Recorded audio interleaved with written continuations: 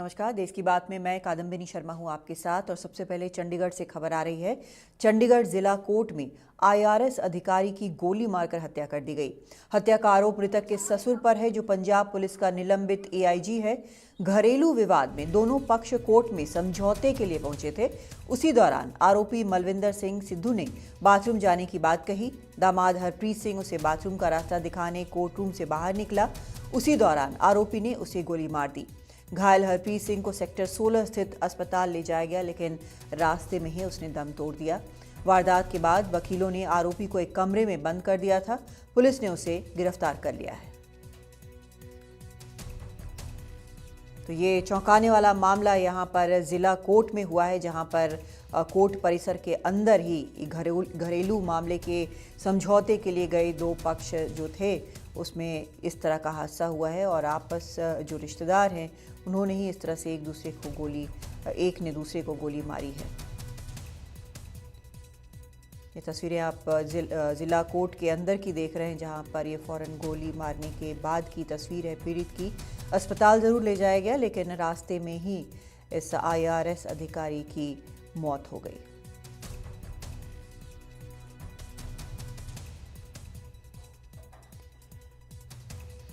तो ये चौंकाने वाला मामला आया है चंडीगढ़ से, जहां पर जिला कोर्ट के परिसर में इस मामले के समझौते के लिए, घरेलू मामले के समझौते के लिए ये लोग मौजूद थे और वहां पर ही इस तरह से हत्या कर दी गई है।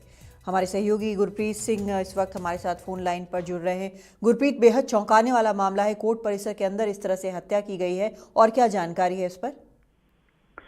बिल्कुल, जो चंडीगढ़ में डिस्ट्रिक्ट कोर्ट है, जो वहां से पुलिस के मुताबिक ये दो फैमिली में मैट्रिमोनियल डिस्प्यूट चल रहा था। जो रिटायर्ड एआईजी है पंजाब पुलिस के, उनका अपने जवाई के साथ लगातार डिस्प्यूट चल रहा था। तो आज मैट्रिमोनियल केस को लेके आज मीडिएशन सेंटर में उनकी हियरिंग थी। वहां पे जब ये दोनों परिवार आए हुए थे, तो जो एआईजी है मिस्टर सिद्धू, जिन्होंने ये कत्ल किया है, उन्होंने अपने सन इन लॉ को, हरप्रीत को, बोला कि मैंने वॉशरूम जाना है, मेरे साथ चलो। जैसे ही वो बाहर निकले उसी टाइम उन्होंने उनको गोलियां मार दी। और उसके बाद उनको लोकल प्राइवेट हॉस्पिटल में, जो साइड बाय जो लोकल थे, वहां पे जो लॉयर्स थे जहां और थे, उन्होंने प्राइवेट हॉस्पिटल में लेके गए। यहाँ पे ब्रॉड डिक्लेयर डेड कर दिया। अब पुलिस ने मामला रजिस्टर कर लिया है और इसमें जो भी सेक्शन बनते हैं उसमें केस रजिस्टर कर लिया। और पुलिस का ये कहना है कि हमने जो पंजाब पुलिस के रिटायर्ड एआईजी थे उनको भी पकड़ लिया और वेपन भी रिकवर कर लिया और आगे तहकीकात चल रही है। लेकिन ये जो जानकारी आई है कि पिछले काफी सालों से जो लगातार इस फैमिली में और हस्बैंड वाइफ में लड़ाई चल रही थी, इस बात को लेके मैट्रिमोनियल केस चला था। और आज 43 डिस्ट्रिक्ट कोर्ट चंडीगढ़ में आज उसी बात की हियरिंग थी जब ये सारा वाकया हुआ। लेकिन गुरप्रीत, क्या वहां पर इस तरह से वो एक हथियार लेकर गए जिन्होंने गोली मारी है, निलंबित जो एआईजी हैं, क्या इसकी उनको इजाजत थी? जी बिल्कुल, ये सबसे बड़ा सवाल है और ये सिक्योरिटी लैप्स भी कहा जा सकता है, क्योंकि कोर्ट परिसर में, कोर्ट की प्रीमाइसेस में ऐसे वेपन नहीं लेके जाते, क्योंकि अलाउ नहीं होते। लेकिन कहीं ना कहीं पुलिस अधिकारी के नाते पे ये लगता है कि उन्होंने अपना ये जो हथियार था, जो वेपन था, वो साथ में ले गए और वहां पे इस वारदात को अंजाम दे दिया। और जैसे ये वारदात भी हुई है, तो कहीं ना कहीं ये भी लगता है कि वहां पे कोई इंटेलिजेंस इनपुट भी नहीं थी। और जो पुलिस के उच्च अधिकारी हैं, उनका ये कहना है कि इस मामले की तहकीकात भी की जाएगी कि वेपन अंदर कैसे था, क्योंकि सैटरडे को जो रश होता है वो कम होता है। तो शायद कहीं ना कहीं सिक्योरिटी लैब्स का भी ये बड़ा रीजन बन सकता है। जी, बहुत शुक्रिया आपका गुरप्रीत सिंह चिन्ना इस पूरी जानकारी के लिए। और एक मामला आया है दिल्ली से। पूर्वी दिल्ली के न्यू अशोक नगर में एमटीएनएल के रिटायर्ड कर्मचारी की हत्या कर दी गई। बदमाशों ने घर में घुसकर चाकू मारकर वारदात को अंजाम दिया। मृतक गौतम ठाकुर 72 साल के थे। उनका शव बिस्तर पर पड़ा मिला। पुलिस ने शव को पोस्टमार्टम के लिए भेज दिया है और हत्या का मुकदमा दर्ज कर जांच शुरू कर दी है। फरार हत्यारों की तलाश के लिए आसपास लगे सीसीटीवी फुटेज खंगाले जा रहे हैं। क्राइम टीम के अलावा फोरेंसिक टीम को भी मौके पर बुलाया गया है। आज न्यू अशोक नगर थाने में सुबह 6:30 बजे एक पीसीआर कॉल रिसीव हुई है जिसमें कि कॉलर ने बताया कि उनके पिताजी की हत्या हो गई है और 2 लोग थे जो कि उन्होंने घर में घुसे हुए देखे थे। इमिजिएटली लोकल पुलिस जब मौके पे गई तो डिसीज्ड की शिनाख्त गौतम ठाकुर के तौर पे हुई है। वो 73 इयर्स के थे और MTNL से बतौर मैकेनिक रिटायर हुए थे। अपने 2 बेटों, उनके परिवार और अपनी बीवी के साथ इस मकान में रहते थे। मैडम, जब कोई आया घर पे तो क्या सब लोग कहाँ थे उस टाइम, जो घर के परिवार? मोस्टली सारे सदस्य वहीं पे थे, घर के अंदर सो रहे थे। सिंस अर्ली मॉर्निंग का इंसिडेंट था तो ज़्यादा कोई आई विटनेस था नहीं। उधर झारखंड की राजधानी रांची में एक सब इंस्पेक्टर की गोली मारकर हत्या कर दी गई है। उनका शव रिंग रोड से मिला है। हत्या की जांच के लिए सरकार ने SIT बना दी है। मारे गए सब इंस्पेक्टर अनुपम खच्चप स्पेशल ब्रांच में तैनात थे। मामले की जानकारी मिलने के बाद पुलिस के सीनियर अफसर जांच में जुट गए हैं। सब इंस्पेक्टर अनुपम खच्चप साल 2018 बैच के दारोगा थे। कांके रिंग रोड से उनका शव मिला है। पुलिस के अधिकारी रिम्स पहुंच गए हैं, जहां उनके शव का पोस्टमार्टम कराया जा रहा है। ये 10 लोग एक लाइन होटल में खाना खाने गए थे और खाना खाने के बाद 9 लोग एक डायरेक्शन में गए। ये 10वां आदमी जो है बाइक से दूसरी दिशा में गया। वह क्यों गया, इसके पीछे क्या राज है और उस डायरेक्शन में जाने का क्या कारण है और हत्या क्यों हुई, इसके बारे में SIT गठन किया गया है। SIT में रूरल SP हेड हैं और लगभग 8 थाना प्रभारी और इसके अलावा कई सब इंस्पेक्टर और टेक्निकल सेल के बंदे हैं। FSL की टीम को बुलाया गया है। SIT की टीम को टास्क बांटा गया है। सभी लोग अपना अपना काम आरंभ कर दिए हैं। हम लोग उद्भेदन के लिए गहन प्रयास कर रहे हैं। राजधानी रांची में एक सब इंस्पेक्टर की गोली मार के हत्या कर दी गई है। सब इंस्पेक्टर स्पेशल ब्रांच में थे और कांके के रिंग रोड में इनका शव बरामद किया गया है। सबको रिम्स में लेके आए हैं पुलिस के अधिकारी और इसका पोस्टमार्टम किया जा रहा है। SIT एक गठित कर दिया गया है और SIT जांच करेगी। हमारी जो सीनियर पुलिस ऑफिसर से बात हुई है उसमें उन्होंने बताया है कि कोई लूटपाट की घटना नहीं लग रही है। ये घटना कहीं ना कहीं से जो है जानबूझ के किया गया है और इसकी जांच जो है वो की जा रही है। लेकिन हम रांची राजधानी की बात करें तो लगातार जो है रांची राजधानी में लॉ एंड ऑर्डर का जो सिचुएशन है वो ख़राब होता जा रहा है। आप इससे अंदाज़ा लगा सकते हैं कि कुछ दिन पहले ही राज्य सरकार ने लॉ एंड ऑर्डर के मामले को लेके यहाँ के जो DGP हैं उनको चेंज कर दिया था। तो लगातार जो है परसों यानी बृहस्पतिवार को एक कारोबारी जो ज़मीन कारोबारी है उसको गोली मारी जाती है। कल एक जो सिविल कोर्ट के वकील हैं उनकी गोली मार के हत्या की जाती है और आज सब इंस्पेक्टर की हत्या। तो कहीं ना कहीं से लॉ एंड ऑर्डर जो है उस पर सवाल जो है खड़े हो रहे हैं और इसको लेके विपक्ष भी हमलावर हो गया है। जो विपक्ष के नेता हैं, जो प्रदेश अध्यक्ष हैं बाबूलाल मरांडी, वो यहाँ आए थे और मृतक के परिजनों से मिले हैं। तो इसको लेके जो है राजनीति भी काफ़ी जो है तेज हो गई है। अब पुलिस के द्वारा जो है वो जांच गठित कर दी गई है और पुलिस का दावा है कि जल्द से जल्द जो है जो अपराधी हैं वो जो है वो गिरफ्त में होंगे। तो अब सबको इंतजार है कि कितना जल्द जो है इस पूरे मामले से पर्दा पुलिस के द्वारा उठाई जा सकती है। रांची से हरिवंश शर्मा, NDTV इंडिया के लिए। अयोध्या में नाबालिग से गैंगरेप के मामले में नाबालिग के परिजनों को सुलह न करने पर जान से मारने की धमकी देने के आरोप के बाद पुलिस प्रशासन पूरे एक्शन में है। गैंगरेप के मुख्य आरोपी सपा नेता मोहित खान की बेकरी को सील कर दिया गया है। बेकरी के सामान का सैंपल लिया गया है। बेकरी का लाइसेंस भी रद्द किया जाएगा। मोहित खान के घर पर बुलडोजर की कार्रवाई हो रही है। सहायक खाद्य आयुक्त की अगुवाई में ये कार्रवाई की जा रही है। आपको बता दें कि अयोध्या के सपा नेता और नगर पंचायत भदरसा के चेयरमैन मोहम्मद राशिद, सपा नेता जय सिंह राणा और एक अन्य के खिलाफ इस संबंध में कोतवाली नगर में मुकदमा भी दर्ज किया गया है। आरोपी की रात 11 बजे अयोध्या के महिला अस्पताल जाकर पीड़ित परिवार को सुलह करने को कहा गया और ऐसा नहीं करने पर जान से मारने की धमकी दी गई।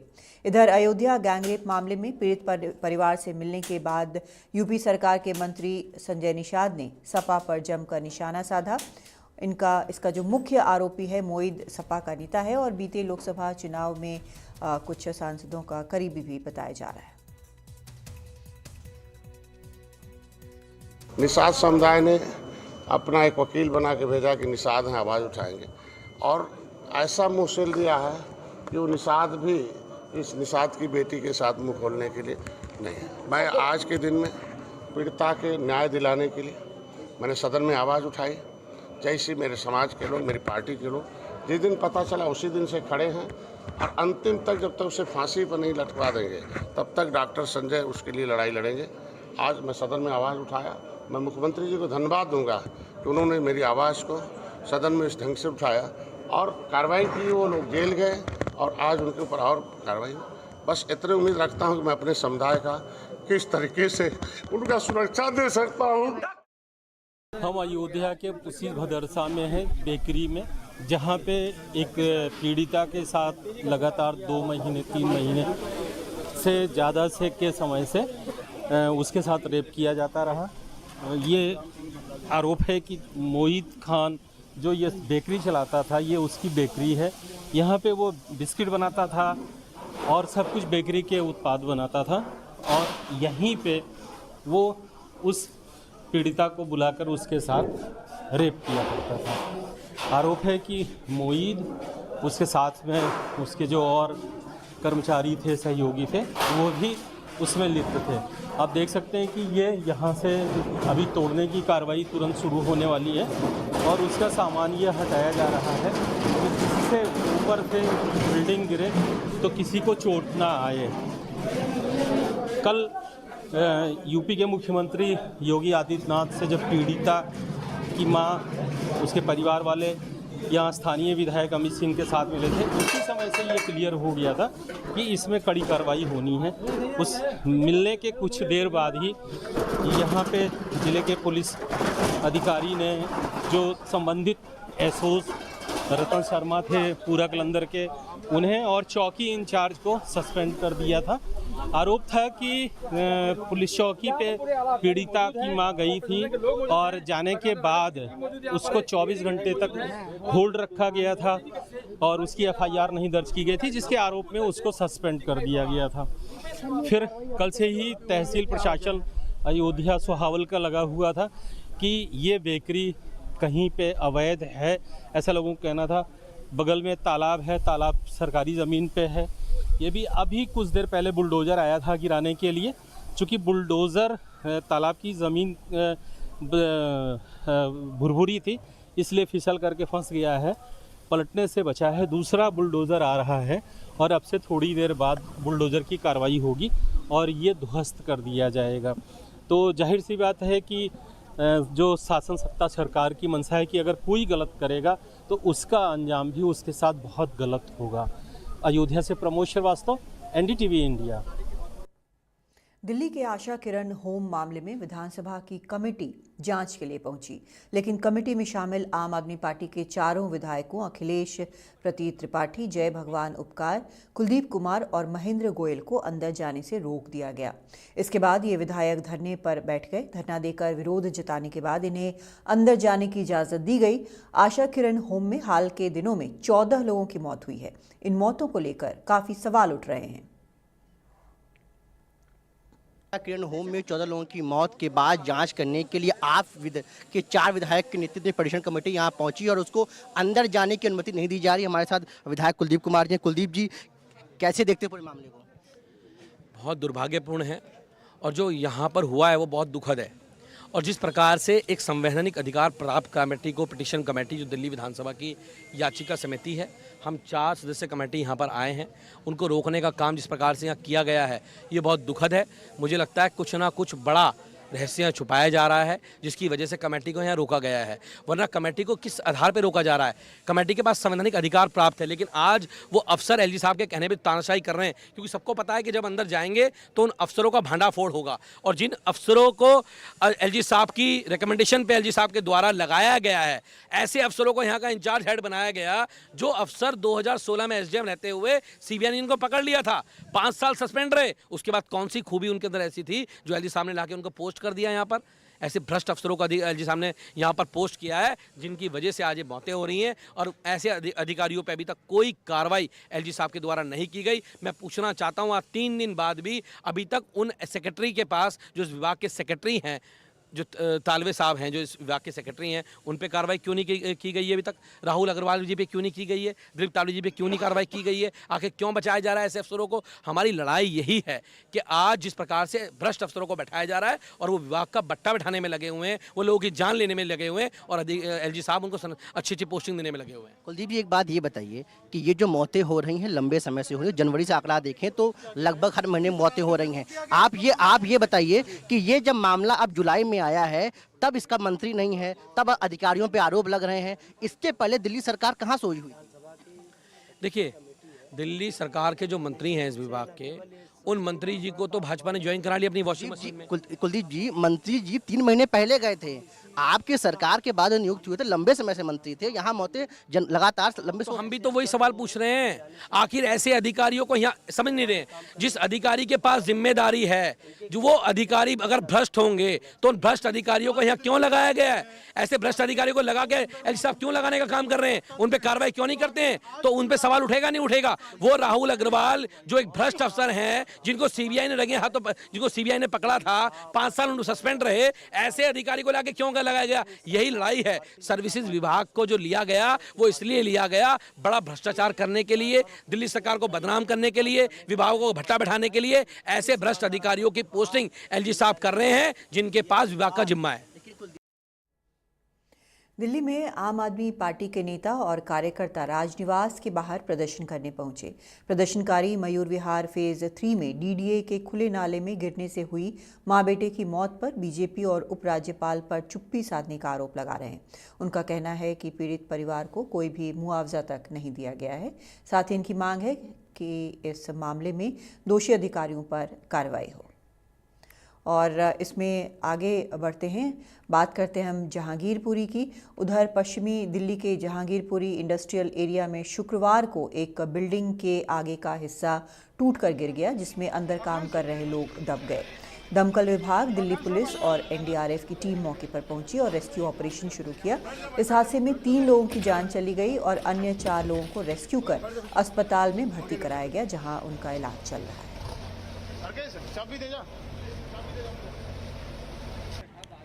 दिल्ली के उत्तरी पश्चिमी इलाके के जहांगीरपुरी इंडस्ट्रियल एरिया में शुक्रवार दोपहर को एक बिल्डिंग गिर गई। तेज़ बरसात के दौरान ये हादसा हुआ। इस वक्त मैं उसी बिल्डिंग के बाहर मौजूद हूँ। आपको अगर मैं तस्वीर दिखाऊं तो आप देख सकते हैं कि कितनी पुरानी और जर्जर हालत में ये बिल्डिंग थी। उसके बावजूद यहाँ पर जो फैक्ट्री का काम था वो चल रहा था।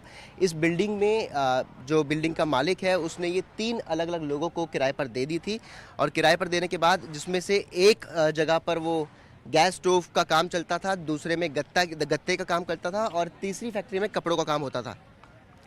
और दरअसल दिल्ली पुलिस के मुताबिक यहाँ पर जो देर शाम को जब भी बरसात होती थी तो ऐसे में पानी जो था वो भर जाता था। उसी का काम फिलहाल यहाँ पर चल रहा था। जो पानी भर जाता था उसको ठीक करने के लिए यहाँ पे काम कर रहे थे कुछ लोग और उसी दौरान जो ये बिल्डिंग का हिस्सा है वो तेज़ी से नीचे गिर गया।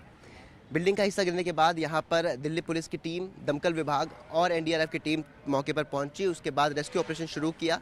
इस हादसे में अब तक 3 लोगों की जान जा चुकी है और अन्य 4 लोग फिलहाल अस्पताल में हैं जिनका इस वक्त इलाज चल रहा है। लेकिन जो मलबा निकालने का काम था और जो रेस्क्यू ऑपरेशन था वो तकरीबन शाम को 7 बजे तक पूरा हो गया, जिसके बाद आप देख सकते हैं कि यहाँ पर जो मलबा है वो हटा करके एक तरफ में रखा हुआ है। यहाँ पर कुछ स्थानीय लोग हैं, आइए उनसे बात करते हैं। उन्हें इस फैक्ट्री के बारे में क्या पता है। सर, आपका नाम? हाँ जी। आपका नाम?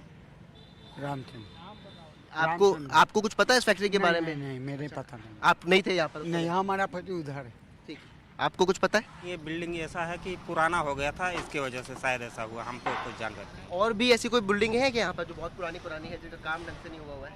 नहीं, ऐसा तो जानकारी हमको नहीं है। हाँ, देखिए, फिलहाल जो दिल्ली पुलिस है उन्होंने बिल्डिंग के मालिक के खिलाफ जो है मुकदमा दर्ज कर लिया है और अभी तक लेकिन इसमें सबसे बड़ी सवाल जो खड़ा होता है कि आखिरकार जिम्मेदारी किसकी है, क्योंकि MCD हो चाहे DDA हो, दोनों ने अपनी जिम्मेदारी लेने से मना कर दिया है। फिलहाल जो MCD है उनका ये कहना है कि ये कंस्ट्रक्शन DDA के अंडर हुई थी और इसका मेंटेनेंस और रिपेयर वर्क MCD को नहीं सौंपा गया। वहीं दूसरी तरफ डीडीए का ये कहना है कि उन्होंने इस बिल्डिंग को कंस्ट्रक्ट नहीं किया था, ये एक प्राइवेट लैंड पे कंस्ट्रक्ट की हुई बिल्डिंग है। अब फिलहाल दिल्ली पुलिस इस पूरे मामले में जांच कर रही है कि आखिरकार कौन से और ऐसे लोग थे जो इससे जुड़े हुए थे। फिलहाल उसके खिलाफ भी कार्रवाई की जाएगी, लेकिन अभी तक जो बिल्डिंग का मालिक है उसके खिलाफ कार्रवाई कर ली है। 3 लोग अपनी जान इस मामले में, इस हादसे में अब तक बिता चुके हैं। उन 3 लोगों की जान जा चुकी है, लेकिन अभी अन्य 4 लोग हैं जो अस्पताल में अपना इलाज करा रहे हैं। दिल्ली से अपने कैमरामैन एसपी द्विवेदी के साथ मैं शुभांग सिंह ठाकुर, एनडीटीवी इंडिया। दिल्ली के ओल्ड राजेंद्र नगर में यूपीएससी की तैयारी करने वाले 3 छात्रों की मौत का मामला अभी शांत भी नहीं हुआ है। इस बीच यूपीएससी की तैयारी कर रही एक छात्रा की आत्महत्या का मामला जो है वो अब सामने आ गया है। दिल्ली के ओल्ड राजेंद्र नगर में किराए के कमरे में रहकर यूपीएससी की तैयारी करने वाली महाराष्ट्र की छात्रा ने बीती 21 जुलाई को खुदकुशी कर ली थी और एक सुसाइड नोट लिखकर सबको हिलाकर रख दिया। सुसाइड नोट में लिखा गया कि यूपीएससी के छात्र किस दबाव में सिविल सेवा की तैयारी करते हैं। उनकी रोजमर्रा की दिक्कतें, परेशानियों का जिक्र भी इस सुसाइड नोट में लिखा है। छात्रा ने लिखा कि मैंने बहुत कोशिश की निकलने की, आगे बढ़ने की, पर नहीं हो पाया। मैंने बहुत कोशिश की डिप्रेशन से बाहर निकलने की, लेकिन संभव नहीं हो सका। मेरा सिर्फ एक सपना था, यूपीएससी पहली बार में क्लियर करना, लेकिन अब मुझसे नहीं हो पा रहा है। बहुत असहाय महसूस कर रही हूँ और जा रही हूँ। मृतक छात्रा की दोस्त से बात की है हमारे सहयोगी मुकेश सिंह सेंगर ने।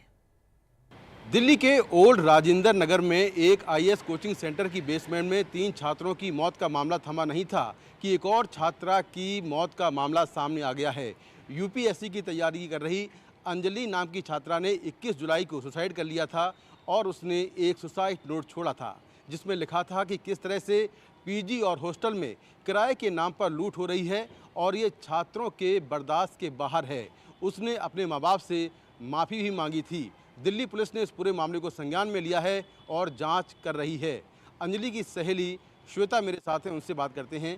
श्वेता, अंजलि आपकी रूममेट थी, कब से रह रही थी और उसने कितने अटेम्प्ट दिए थे यूपीएससी के? अंजलि मेरे ऊपर वाले फ्लोर में रहती थी। हम दोनों अच्छे दोस्त थे। 6 महीने से मैं जानती थी। जनवरी से मैं आई हूँ दिल्ली, तब से मैं जानती हूँ। एक ही बिल्डिंग में रहने के कारण जानती हूँ मैं उससे। और ये उसका 3rd अटेम्प्ट था। कहाँ की रहने वाली थी अंजलि? अकोला, महाराष्ट्र की रहने वाली थी। अच्छा, आपसे उसने कुछ चैट भी की थी, कुछ बातें भी हुई थी, क्या कुछ बातचीत हुई थी उसकी? वैसे तो रोज़ ही बातें करते थे, पर अलग अलग इश्यूज़ पर बातें करते थे। प्रीलिम्स का प्रेशर था, तैयारी कर रहे थे, तो काफ़ी होनहार स्टूडेंट थी और इस बातें प्रीलिम्स के वजह से ही हो रही थी। लेकिन जब तक ये कुछ लास्ट कुछ बातें हैं उसके साथ, जब ये किया उसने, तो उससे कुछ दिन पहले उसको घर चेंज करना था क्योंकि उसका रेंट बहुत बढ़ चुका था।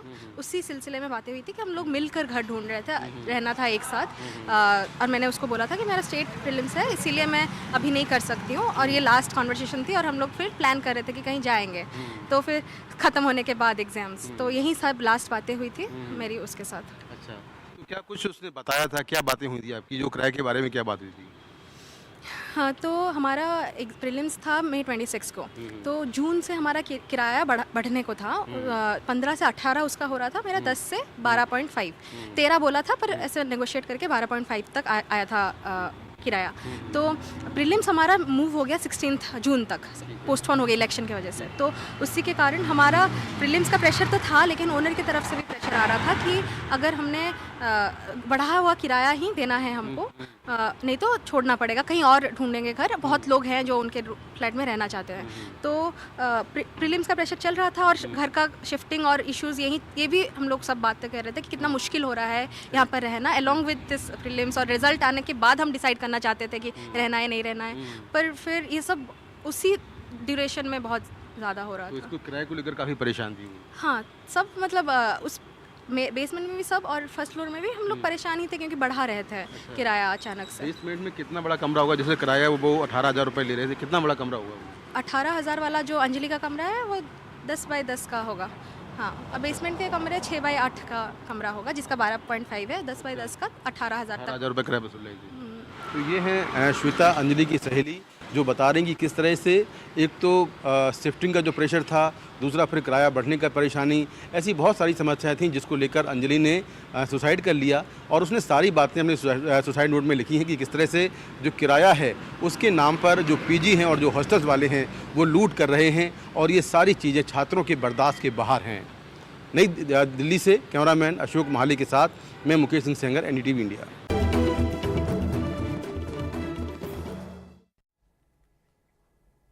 केंद्रीय मंत्री और लोक जनशक्ति पार्टी के अध्यक्ष चिराग पासवान ने आज दलित कोटा और क्रीमी लेयर के सुप्रीम कोर्ट के फैसले पर पुनर्विचार याचिका दाखिल करने की घोषणा पटना में की। चिराग पासवान ने कहा कि ये फैसला दलित समाज को बांटने वाला है और वो केंद्रीय मंत्रिमंडल में भी इस पर चर्चा करेंगे। ये जो भेदभाव हो रहा है ये आपकी आर्थिक दृष्टि पर नहीं हो रहा या आप कितने कामयाब हो गए हैं अपने क्षेत्र में उसको लेकर नहीं हो रहा है। ये इसलिए हो रहा है क्योंकि आज भी छुआछूत को मानने वाले लोग हैं। और शेड्यूल कास्ट का जब मैंने जिक्र किया, इसमें उन्हीं जातियों को इसमें रखा गया है जो छुआछूत का शिकार कभी ना कभी कहीं ना कहीं समय के किसी दौर पर रही हैं।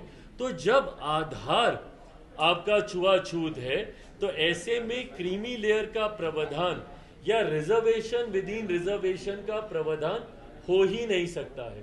इसीलिए मैं और मेरी पार्टी लोक जनशक्ति पार्टी इससे असहमति रखती है और इसीलिए हम लोगों ने पुनर्विचार याचिका सुप्रीम कोर्ट में हम लोग आने वाले दिनों में हम लोग दाखिल करने जा रहे हैं। सुप्रीम कोर्ट ने कहा है कि SC और ST श्रेणी के भीतर उप श्रेणी बनाई जा सकती है ताकि इन श्रेणियों में सबसे ज्यादा वंचित रहे लोगों को लाभ मिल सके। कोर्ट ने SC और ST कोटे में क्रीमी लेयर बनाए जाने की भी वकालत की। वहीं इस मुद्दे पर राजनीति भी शुरू हो गई है। सुप्रीम कोर्ट के 7 जजों की संविधान पीठ ने गुरुवार को एक ऐतिहासिक फैसला सुनाया।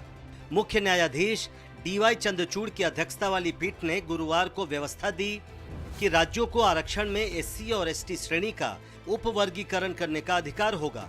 उपवर्गीकरण करके SC और ST वर्ग में अधिक पिछड़ी जातियों को भी इसका लाभ मिल सकेगा। हालांकि राज्यों को इसके लिए वांछित आंकड़े इकट्ठा करने होंगे ताकि उपवर्गीकरण का औचित्य साबित हो सके। न्यायमूर्ति BR गवई ने अपने फैसले में SC और ST श्रेणी में क्रीमी लेयर बनाने की वकालत भी की ताकि उन्हें आरक्षण के दायरे से बाहर किया जा सके। वैसे ये फैसला सर्वसम्मति से नहीं बल्कि 6-1 के बहुमत से सुनाया गया। न्यायमूर्ति बेला M त्रिपाठी ने बाकी जजों से अलग फैसला सुनाया। इसके अनुसार अब स्टेट्स को पावर मिल जाएगा। तेलंगाना और आंध्र प्रदेश दोनों राज्यों जो यूनाइटेड स्टेट थे उस टाइम से ही वहाँ ये डिसीजन हुआ था, लेजिस्लेशन भी पास हुआ, वो इम्प्लीमेंटेशन भी हुआ, बहुत सारे लोगों को फ़ायदा भी हुआ था। बट सब्सिक्वेंटली सुप्रीम कोर्ट का जजमेंट के बाद वहाँ हाई कोर्ट ने मदद किया था, उसको कंफर्म किया था जो गवर्नमेंट का डिसीजन था। बट अल्टीमेटली यहाँ 5 मेंबर जजमेंट उसको जो आंध्र प्रदेश सेट असाइड कर दिया था। बट फाइनली आज जो एक क्लैरिटी आया है कि सब categorization within the SC reservation वो कर सकते हैं स्टेट्स। वो आज का सबसे अहम बात यह है कि कुछ ये भी लेकिन एक कैप भी लगाया, कंडीशन भी सुप्रीम कोर्ट ने लगाया कि ऐसा नहीं कोई भी स्टेट अपनी विम्स के जरिए लगा दे, अपनी मर्जी से लगा दे इसको, पॉलिटिकली या कोई भी उस तरह नहीं करना है। जो भी है एम्पिरिकल डाटा से करना है। ये मामला राजनीतिक तौर पर बेहद संवेदनशील है, लिहाजा इस पर राजनीति भी शुरू हो गई है। लोकसभा सांसद और दलित नेता चंद्रशेखर आजाद ने कोर्ट के फैसले पर कड़ा ऐतराज जताते हुए पूछा कि आरक्षण के बावजूद दलितों को उसी पहचान के साथ रहना पड़ता है। कांग्रेस ने भी कोर्ट के फैसले को गलत ठहराया और आर्थिक आधार पर आरक्षण का विरोध किया। वहीं सरकार की सहयोगी लोक जनशक्ति पार्टी रामविलास ने भी सुप्रीम कोर्ट के फैसले का विरोध किया है। हाँ, इसके लिए फिर आंकड़े जुटाने की जरूरत है, किनको मिल गया किनको नहीं मिला, उसके लिए जातिगत जनगणना की जरूरत है। साथ साथ जो है इस फैसले को देने वाले जजों में कितने SC/ST के हैं इसकी जानकारी करना बहुत जरूरी है, क्योंकि SC/ST के दर्द को SC/ST से बेहतर कोई नहीं समझ सकता, क्योंकि वो झेलता है। एक आदमी दूर से बैठ के किसी दर्द को महसूस करता है, एक आदमी उसको झेल के आता है। तो इसमें SC/ST कितने जज थे, जिन वकीलों ने सपोर्ट किया वो उसमें SC/ST कितने थे, किन पार्टी जुड़े हुए थे, जिन्होंने इसको अपोज किया उसमें कितने SC/ST जुड़े हुए थे, वो कौन सी पार्टी जुड़े हैं, उनका मकसद क्या है, इन सब चीज़ों को समझे बगैर और पूरे फैसले को पढ़े बगैर, पूरे तथ्य को जाने बगैर जस्टिस बेला द्विवेदी ने इसको अपोज किया है। मैं नहीं कर रहा हूँ, जस्टिस बेला द्विवेदी ने किया, वो भी जो है सीनियर जज है हमारे यहाँ पे सुप्रीम कोर्ट में। जब भी रिजर्वेशन की बातें आती है लोग अर्थ से जोड़ लेते हैं, जबकि ये रिजर्वेशन पॉलिसी जो है वो रिप्रेजेंटेशन है, प्रतिनिधित्व की बात है। तो फिर यहाँ पे इकोनॉमिकली बैकवर्ड और वो सारी चीज़ें आ कहाँ से जाती है। ये कहीं ना कहीं एक तरह से ये सारी चीज़ें कॉम्प्लेक्स हो जा रही है। और ये जबकि आरक्षण का जो मसला है बहुत ही सरल होना चाहिए। बावजूद इसके मैं समझता हूँ कि जो निर्णय आए हैं, जो टिप्पणी आए हैं सुप्रीम कोर्ट के, मैं समझता हूँ उनको सारी चीज़ों को देख लेने के बाद, पढ़ लेने के बाद अगर उस पर टिप्पणी करो तो बेहतर होगा। शेड्यूल कास्ट का जो रिजर्वेशन का आधार था वो अनटचेबिलिटी थी, उसमें creamy layer, non creamy layer और कोई प्रोविजन नहीं था।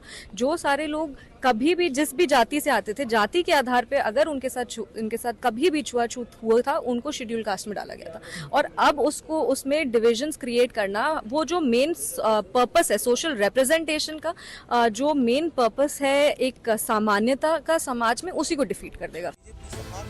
हालांकि बीजेपी सांसद और उत्तर प्रदेश के पूर्व पुलिस महानिदेशक ब्रिजलाल ने कोर्ट के फैसले को सही ठहराया। ब्रिजलाल ने कहा कि एक अधिकारी और एक मजदूर के बच्चे की तुलना नहीं हो सकती है, जिसे आरक्षण की ज्यादा जरूरत है। समाजवादी पार्टी ने भी फैसले का स्वागत किया है।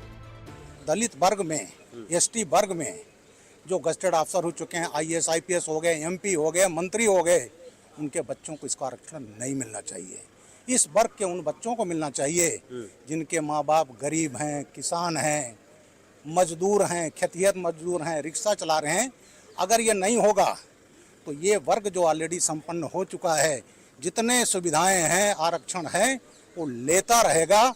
और वो गरीब जो कभी कभी लोग बड़ा कहते हैं हम गरीब, दलित, किसान, नौजवान, वो अगर नहीं मिला तो वो वहीं के वहीं रह जाएंगे। बहुत शानदार फैसला है, बहुत शानदार फैसला है। और हम समाजवादी लोग आज से नहीं 60 के दशक से इन बातों की मांग कर रहे थे, और उस पर माननीय न्यायालय ने आज मोहर लगाकर ये बात साबित होती है कि समाजवादियों की जो मांग थी बहुत जायज़ मांग थी, न्याय संगत मांग थी। ज़रूरतमंदों के लिए हम लोग लगातार संघर्ष कर रहे थे। और मैं सोचता हूँ माननीय न्यायालय के फैसले के बाद तो सरकार को अपनी नीति में, अपनी नीयत में बदलाव करना चाहिए। संविधान पीठ ने 2004 में ईवी चिन्नैया मामले में दिए गए 5 जजों के उस फैसले को पलट दिया, जिसमें कहा गया था कि SC ST में उपवर्गीकरण नहीं किया जा सकता है। नई दिल्ली से आशीष भार्गव के साथ प्रशांत, NDTV इंडिया।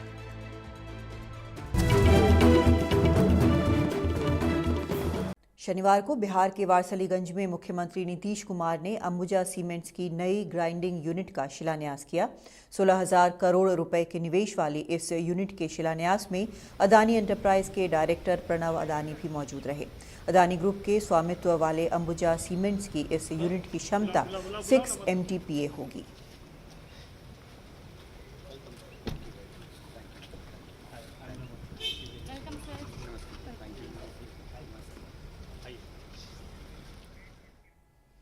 समारोह के बाद अदानी एंटरप्राइजेस के डायरेक्टर प्रणव अदानी ने कहा कि जैसे कंपनी ने बिहार में 16,000 करोड़ की ये परियोजना शुरू की है, वैसे ही जहां जहां विकास कार्यों का मौका मिलेगा वो पीछे नहीं हटेंगे। उन्होंने ये भी कहा कि बिहार के मुजफ्फरपुर में भी कंपनी एक परियोजना लाने वाली है। हमारे सहयोगी प्रभाकर कुमार ने उनसे वारसलीगंज में बात की। प्रणव जी, आज ये बिहार आने का क्या मकसद था? जी, एक्चुअली आज हमारा ग्राउंड ब्रेकिंग सेरेमनी था वारसलीगंज में। हमने वहाँ पर 1600 करोड़ का इन्वेस्टमेंट करके वहाँ पर 6 मिलियन टन्स का ग्राइंडिंग यूनिट चालू किया है। सीमेंट सेक्टर में बिहार के लिए और भी प्रोजेक्ट्स लेके आ पा रहे हैं? प्लान कर रहे हैं, हम दूसरी एक लोकेशन भी स्काउटिंग कर रहे हैं, तो we are also looking at other locations. And investment summit में जब अदानी ग्रुप का रिप्रेजेंटेशन हुआ था यहाँ पे, तो और भी सेक्टर्स में अदानी ग्रुप के ने प्रोमिसेस किए थे। वो क्या सेक्टर्स थे और क्या प्रोजेक्ट्स थे? अलग अलग सेक्टर्स थे। एक तो CGD में हम लोग ने एक निवेशन गया और नालंदा में किया है। We are looking at even logistics, ICD। Besides that any other opportunity that comes, we are happy to look at it from Bihar point of view. हाँ, because Bihar is an industry deprived state, so if Adani steps in, that would you think would be a good step for the state like Bihar? I mean, no, we are always there. We are there today in 24 states out of 28 states, so we are happy to invest wherever there is an opportunity, and Bihar is a very integral part of India, so why not? In fact, it's too late. I would say to all my industry friends that they should come and have a look over here. So there are many projects as far as Bihar is concerned for the Adani Group in pipeline? No, like I said, so all the sectors that we are available, that we are working in, we are happy to look at those sectors. And like like I said in the Investor Summit in December 2023, we are in line with what we had promised. Thank you. Thank you. Thank you. Bharat ने Olympic में अब तक जो पदक जीते हैं उनमें से एक निशानेबाज सरबजोत सिंह का भी है। कांस्य पदक हासिल करके जब सरबजोत सिंह अंबाला के अपने गांव दीन पहुंचे तो गांव वालों ने उनका भव्य स्वागत किया। एनडीटीवी के गुरप्रीत सिंह छिना मौके पर मौजूद थे। उन्होंने सरबजोत और उनके करीबियों से खास बातचीत की।